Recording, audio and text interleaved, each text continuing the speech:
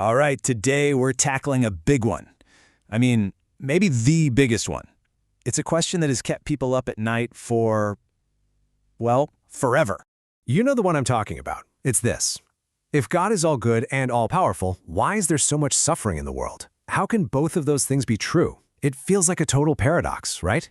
So we're going to dig into one very specific, very detailed answer to that question. But we're not pulling from some modern think tank. Nope. We're actually going back in time and cracking open a really interesting theological study from the 19th century.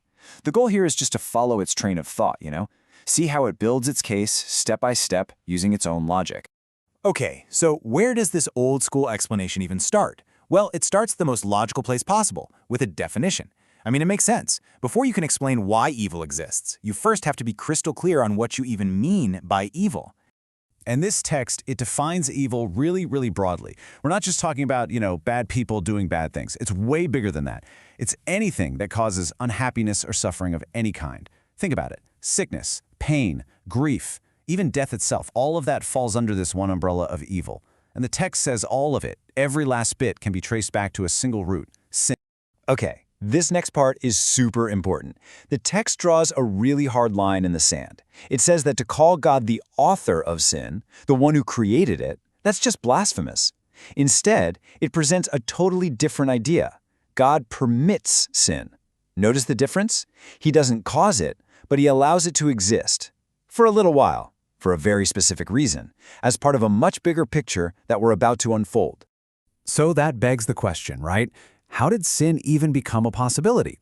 To figure that out, this explanation takes us all the way back to the very beginning, to humanity's original design. And at the core of that design is one crucial concept: choice, or as you probably know it, free will. So according to this study, the very first human was made in God's image. But that doesn't just mean looking like him. No, this was a mental and a moral likeness. It meant having a conscience, that little voice inside that knows the difference between right and wrong. And most importantly, it meant having the total freedom to choose which way to go. This part is really fascinating to me. The text basically lays out 3 paths God could have taken. Option 1, make humans like robots, intelligent, sure, but just programmed to obey, no choice involved. Option 2, make humans free but keep them totally sheltered from any and all temptation, kind of like a delicate flower in a perfectly controlled greenhouse. But the path that was chosen was option 3, make humans truly free and then allow a real test. And the why behind it is powerful. The idea is that genuine love, real loyalty, you can't force that stuff. It has to be a choice that comes from truly understanding and appreciating what's good. And that test, well, it leads us right to the big, pivotal moment of the whole story, the first sin.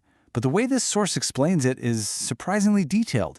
It doesn't just say they messed up. It really zooms in on what was going through Adam's head when he made his choice. The whole argument really pivots on this one specific quote from the Bible.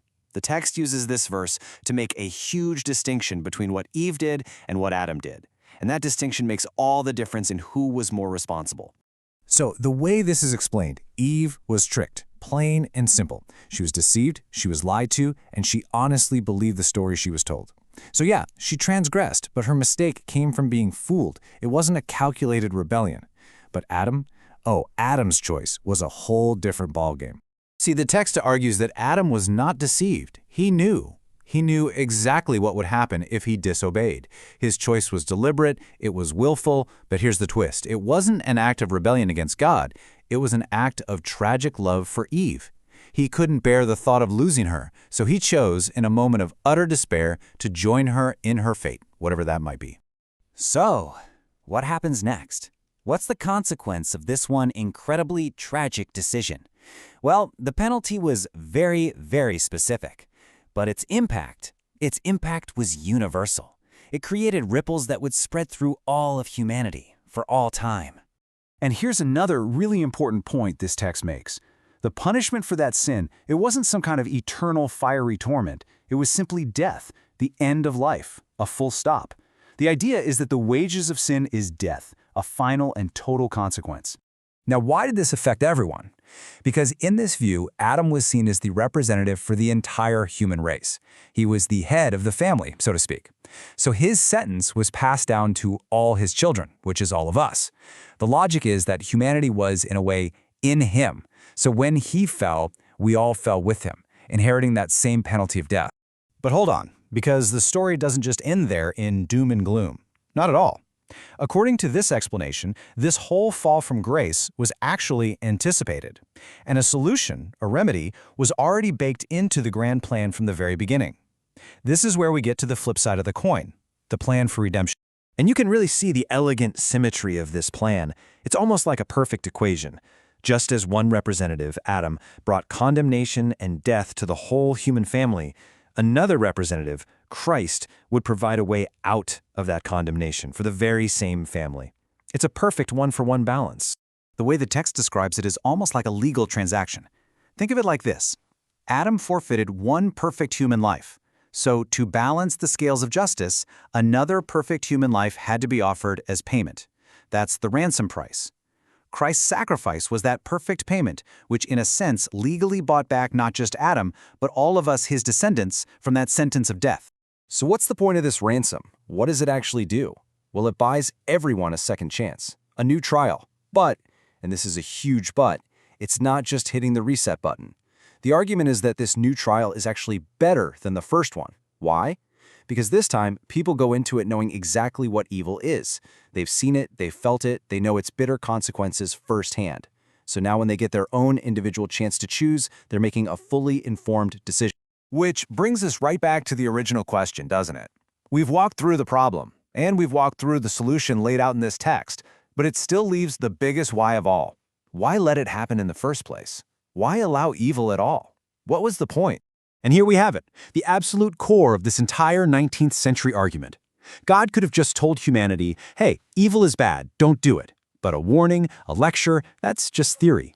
The text argues that the only way to make the lesson truly stick, to make it last for all eternity, was for humanity to experience it, to live through the pain and suffering of evil firsthand. That's a lesson you never forget. So what comes out of this incredibly difficult lesson? Well, a few big things. First, by experiencing what's bad, you gain a deep, unshakable appreciation for what's good. You don't take it for granted anymore. It also teaches the true horror of sin, inspires people to genuinely love and choose what's right, and in the end, reveals every aspect of God's character, his wisdom, his justice, his love, and his power. So if we boil this whole explanation down, it comes to this. In this view, evil isn't some mistake. It's not a sign that the plan went off the rails. It's actually a temporary and necessary part of a much bigger strategy. A strategy designed to teach a hard lesson, but one that results in a universe of beings who choose good because they truly deeply understand and appreciate it. And that leaves us with a pretty heavy question to think about, doesn't it? If this explanation is right, then is it worth it? Is a guaranteed eternity of genuine goodness and happiness worth the thousands of years of temporary pain and evil it took to learn the lesson? That's the ultimate trade-off this argument puts on the table, and it's definitely something to chew on.